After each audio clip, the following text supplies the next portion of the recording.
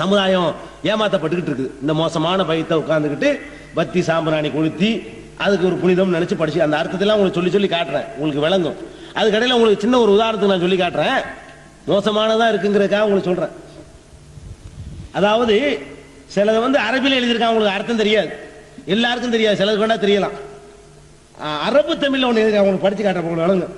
அரபில இருந்தா தான் தெரியல. அரபு தமிழ்ல என்ன வச்சிருக்கான், ஒரு பைத் எழுதி வச்சுக்கிறாங்க பாருங்க. அரபத்தில் படிப்பீங்க இல்லைங்க, இதை படிங்க. யானி கொடிய நகசு படிங்க.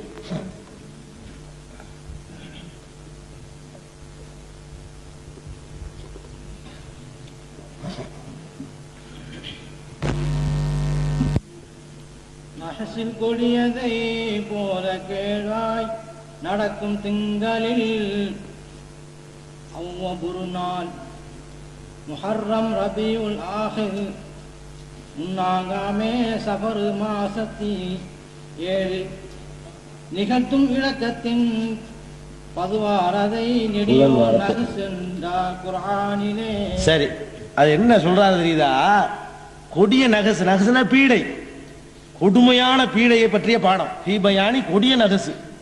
கொடிய நகசுனா கொடுமையான பீடை இஸ்லாத்துல கிடையாதுங்க. அவன் எழுதி வச்சிருக்கான், அரபில உள்ளதுதான் தெரியல, விட்டு தள்ளுங்க. என்ன எழுதுறான் அந்த கொடிய நகசுல? நிகழ்த்தும் ஒடுக்கத்தின் புதன் வாரத்தை கொடியோன் நகு சென்றான் குர்ஆனிலே எழுதி வச்சுக்கிறான். இந்த ஒடுக்கத்து புதன்கிறது இருக்குத, இத நெடியோன்னா அல்லாவுக்கு ஒரு பேர் தமிழ்ல. நெடியோன் இருக்கிறான் அல்லாஹ், அவன் குர்ஆனிலேயே நகசுன்னு சொல்லி இருக்கிறான். ஒடுக்கத்து புதரை பத்தி அல்லாஹ் எழுதியிருக்கிறான், குர்ஆனிலேயே நகசு பீடேன்னு சொல்லிட்டான் அப்படின்னு எழுதி வச்சிருக்கிறான். இந்த பாவிகளுக்கு குர்ஆன் தெரிஞ்சு இருந்தா குர்ஆன்ல எந்த இடத்துலடா ஒடுக்கத்து புதன்கிற வாசகம் வருது எடுத்து காட்ட முடியுமா? ஒடுக்கத்தை விட்டுருவோம். புதன்கிற வார்த்தை குர்ஆன்ல வந்திருக்காங்க, அரபியா வந்திருக்காங்க. புதன்கிற வார்த்தை வரல. சனிக்கிழமையாச்சும் வந்திருக்கு, சனி பிடிச்ச நாளுங்கிற அதாச்சும் வந்திருக்கு. வெள்ளிக்கிழமையாவது வந்திருக்கு குர்ஆன்ல. புதன் எங்கேயாவது வந்திருக்குதா? புதன்கிழமைங்கிற வாசகமே வரலங்க குர்ஆன்ல. இவ்வளவு பச்சையா போய் சொல்லிக்கிறான். எங்க ஆபாக்களும் தெரியாதுன்னு கேட்பாங்க, கேட்டா முன்னோர்களுக்கு ஒன்னும் தெரியாத ஆளுகளா? இப்ப நான் கேட்கிறேன், தெரிஞ்சா எடுத்து நான் காட்டுப்பேன். அரபு தமிழான படிச்சு வச்சிருக்கிறான், அரபில இருக்கிறதான் தெரியல, விட்டு தள்ளு. அரபு தமிழ், அதாவது தமிழையே அரபு நாடையில் எழுதியிருக்கிறான். அப்ப அந்த மாதிரியான ஒரு பைத்துல அவன் என்ன சொல்றான்? நிகழ்த்தும் ஒடுக்கத்தின் புதன் வாரத்தை மௌலுது கிதாப்லாம் இருக்கு, 211 பக்கத்துல இருக்கு. பாருங்க, காட்டுறேன். இந்த இருக்கு, ரெக்கார்ட் ஆகிக்கிட்டு. இந்த பாருங்க, என்ன மௌலுது இது? 6 மௌலுது 7 மௌலுது சேர்ந்துருக்கு. இதுல வித்ரியாவோட சேர்ந்திருக்கிற அந்த மௌலுது இருக்கு. அந்த கிதாபுல 211 பக்கத்துல ஃபீ பயானி கொடிய நகசு லில் காஹிரி, காயல் பட்டணத்தாரை யாருன்னு தெரியல, லில் காஹிரின்னு போட்டிருக்கு. காயல் பட்டணத்தை சேர்ந்த ஒரு ஆசாமி எழுதிய கொடிய, உங்க ஊர் ஆசாமி எழுதிய, அப்படித்தான் போட்டிருக்கிறான். எந்த காஹிரின்னு விளங்கல. அவர் ஹவலகுல்லா, அல்லாஹ் அவர் பாதுகாப்பானாங்கன்னு போட்டு அவர் இவனுக்கு அக்கிரமம் பண்ணதுக்காக பாதுகாப்பானாங்கன்னு போட்டுக்கிட்டான். அப்ப இந்த மாதிரியான கொடிய நகசுங்கிற ஒரு பாடத்துல எழுதி வச்சிருக்கிறான். நல்லா படிங்க, வரியையும் காட்டுறேன். நிகழ்த்தும் 3வது வரியில் இருக்குது, நிகழ்த்தும் ஒடுக்கத்தின் புதன் வாரத்தை நெடியோன் நகு சென்றான் குர்ஆனிலே. அட, குர்ஆன்ல இப்படி இருக்குதா? அப்ப எப்படிலாம் நம்மளை ஏமாத்திருக்கான்னு பாருங்க. குர்ஆன்ல இந்த பீடை கீடெல்லாம் இல்லைன்னு சொல்லி வருது. குர்ஆனை பொறுத்த வரைக்கும் தில்கல் ஐயாமு நுதாவிலுஹா பைனன் நாஸ், காலச்சக்கரத்தை மனுஷர்களுக்கு மாறி மாறி சொல்லல செய்வோங்க அல்லாஹ். இன்னைக்கு எனக்கு கஷ்டம் வரும், நாளைக்கு நல்லது வரும். நான் நல்லா இருக்கும்போது இவர் கீழே போயிடுவார், இவர் கீழே இருக்கும்போது நான் மேல வந்துருவேன். மாறி மாறி சுழல விட்டுக்கிட்டு இருக்கிறோம்னு சொல்லி அல்லாஹ் சொல்றான். காலச்சக்கரம் சுழண்டுகிட்டே இருக்குது. அது ஒரு குறிப்பிட்ட நாள் தான் நல்லது, குறிப்பிட்ட நாள் கெட்டதுன்னு இல்லை. சுழல்வது என்ற அந்த வாசகத்தில் உங்களுக்கு என்ன விளங்குது? சுழலக்கூடியதுல, வட்டமா சுத்திக்கிட்டு இருக்கிறதுல ஒன்னு மேல இருக்கும், ஒன்னு கீழே இருக்கும். அதான் அர்த்தம். ஒரு நாள் மேல இருக்கக்கூடிய நாள் கொஞ்சம் பேர் மேல இருந்தாங்கன்னா அந்த கொஞ்சம் பேர் கீழே இருப்பாங்க. ஒரே நாள்ல எல்லாருக்கும் நன்மை தரக்கூடிய நாளே கிடையாது, எல்லாத்துக்கும் கெட்ட தரக்கூடிய நாளும் கிடையாது. மாறி அது கூட எந்த தோரணையில் எல்லாம் சொல்றான். உஹது போர்க்களத்துல முஸ்லிம்களுக்கு அடி உழுந்த பிறகு பத்ர்ல வெற்றி அடைஞ்சாங்க, உஹதுல தோல்வி அடைஞ்சாங்க. அதுக்கு சங்கடப்படும் போது உங்களுக்கு இன்னைக்கு கஷ்டம் ஏற்பட்டா நேத்து அவனுக்கு ஏற்பட்டிருக்கு, நாம் காலச்சக்கரத்தை மாறி மாறி சொல்ல செய்வோம் அப்படிங்கிற அல்லாஹ். நேத்து அவன் நீ சென்னைக்கு அவன் ஜெயிச்சிருக்கிறான், இப்படித்தான் நம்ம மாறி மாறி சொல்ல செய்வோம்னு சொல்லி காலத்துக்கு எந்த சக்தியும் கிடையாது, நாமளாக அந்த வேலையை செஞ்சுக்கிட்டு இருக்கிறோம் அல்லாஹ் சொல்லிக்கிட்டு இருக்கிறான்.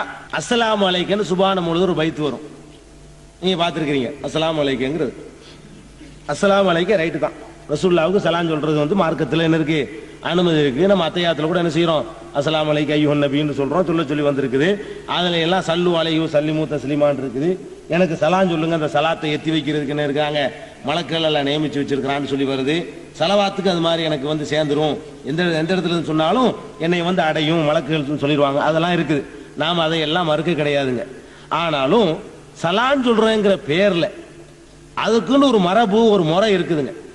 சலாம்ங்கிறது, சலவாத்துங்கிறது எவ்வளவு நாள் சொல்லலாம், இறைவன்கிட்ட சொல்ற துவாங்கிறது. சலாங்கிறது இருக்கா இல்லையா, ஒரு தடவை சலான் சொல்லலாம், 3 தடவை கூடுதலா சொல்லலாம். ரசூலுல்லாஹி சொல்லியிருக்காங்க, இதா சல்லம சல்லமாலையும் சல்லம சலாதா. ஒரு கூட்டத்தில் வந்து ரசூலுல்லாஹ் சலான் சொன்னார்களே, அதனால 3 தடவை என்ன செய்வாங்க, சலான் சொல்லுவாங்கன்னு இருக்குது. அந்த மாதிரி ரசூல் ஸல்லல்லாஹு அலைஹி வஸல்லம் சலான் சொல்லி இருக்கிறாங்க. சரி, என்ன செய்யறோம்னு கேட்டா அவர் பார்க்கறான், அனாமுனா அஸ்ஸலாமு அலைக்கும், சுலைமான் காக்கா அஸ்ஸலாமு அலைக்கும் இப்படின்னு ஒரு 50 தடவை சொன்னா இது சலாமா கிண்டலா? ஒரு தடவை சொன்னா சலாம், அனாமுனா அஸ்ஸலாமு அலைக்குங்கிற விளங்கல அவருக்கு. அப்புறம் என்ன செய்யலாம், சுலைமான் காக்கா அஸ்ஸலாமு அலைக்கும் சொல்லலாம், அது சரி. அதுக்கப்புறம் இன்னொன்னு சொல்லி சொல்லலாம். இப்படி இவருக்கு என்னென்ன இருக்குதோ, கண்ணாடி போட்டவர் அஸ்ஸலாமு அலைக்கும், தொப்பி போட்டவர் அஸ்ஸலாமு அலைக்கும், வெள்ளை சட்டை போட்டவர் அஸ்ஸலாமு அலைக்கும், உட்கார்ந்து இருப்பவர் அஸ்ஸலாமு அலைக்கும், சிரிப்பவர் அஸ்ஸலாமு அலைக்கும், கண்ணத்துல கை வச்சிருப்பவர் அஸ்ஸலாமு அலைக்கும், ஒண்ணு ஒண்ணையா சொன்னா இது என்னங்கிற, இது சலாமா? சலாம் சொல்ற ஒரு முறையாங்க. அஸ்ஸலாமு அலைக்க ஸைனல் அம்பியா, அஸ்ஸலாமு அலைக்க அத்கல் அத்கியா, அஸ்ஸலாமு அலைக்க அஸ்ஃபல் அஸ்ஃபியா, அஸ்ஸலாமு அலைக்க அஸ்கல் அஸ்கியா, இப்படியே ஒரு 22 30 கூட இருக்கு மேல இருக்கு. ஒரு 50க்கு மேல இருக்குது, வரிசையா வருதுங்க. இது அல்ல சலாம் சொல்ற முறை. சலாம் சொல்லக்கூடிய முறை வந்து அதுக்கு ஒரு முறை இருக்கா இல்லையாங்க. 3 தடவை சொல்லலாம், 3 தடவை சலாம் சொல்றதுக்கு டைம் இல்ல இருக்கு. 3 தடவை சலாம் சொல்றதுக்கு அனுமதி இருக்கு. ஒரு ஆளுக்கு சலாம் சொன்னா கூட 3 தடவை சொல்றதுக்கு ரசூல் ஸல்லல்லாஹு அப்படி சொல்லி இருக்கிறதுனால சபையில சொல்லும்போது 3 தடவை சொல்றதுக்கு நமக்கு ஹதீஸ்ல அனுமதி இருக்குது, அது சொல்லிட்டு போறோம். ஆனா இதுல என்ன செய்யப்படுதுன்னா 34 அஸ்ஸலாமு அலைக்கும் இருக்குங்க. எண்ணிட்டாரு அதுலாட்டி 34 சலாம் சொல்றது இருக்குது. இது வந்து ரசூல் ஸல்லல்லாஹு அலைஹி வஸல்லத்தை வந்து ஒரு மதிக்கிற மாதிரி இல்ல. இது என்னமோ ஒரு ராகத்துல டியூனுக்காக போட்டு அடிச்சிட்டு இருக்கானே தவிர இது வந்து ரசூலுல்லாஹ் புகழ்றதுங்கிற மாதிரி சொல்ல முடியாது. சரி, அப்படியே சொல்லிட்டு கூப்பிடுறா, அஸ்ஸலாமு அலைக்க ஸைனல் அம்பியா, நபிமார்களுக்கெல்லாம் அழகானவரே, இப்படியே வந்துகிட்டு இருக்குது. இதெல்லாம் பிரச்சனை இல்லை. அப்படி சொல்லிக்கிட்டு போகும்போது பாருங்க, அஸ்ஸலாமு அலைக்க யா உனல் கரீப், அஸ்ஸலாமு அலைக்க யா மாஹி துனூப், அஸ்ஸலாமு அலைக்க யா ஜாலில் குரூப், இப்படியே சில விஷயங்கள் வருதுங்க.